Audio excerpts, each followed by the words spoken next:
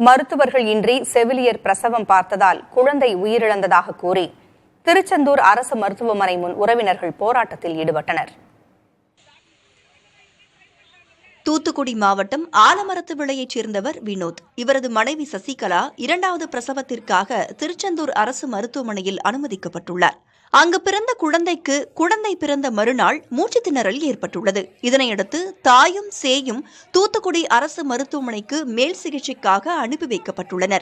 அங்கு சிகிச்சை பெற்று வந்த குழந்தை திடீரென பிக்ஸ் ஏற்பட்டு உயிரிழந்தது. அதிர்ச்சி அடைந்த குழந்தையின் உறவினர்கள் மருத்துவர்களின்றி செவிலியர்களை சசிகலாவுக்கு பிரசவம் பார்த்ததன் காரணமாகவே குழந்தை உயிரிழந்ததாக கூறி திருச்செந்தூர் அரசு மருத்துவமனை முன் ஆர்ப்பாட்டத்தில் ஈடுபட்டனர்.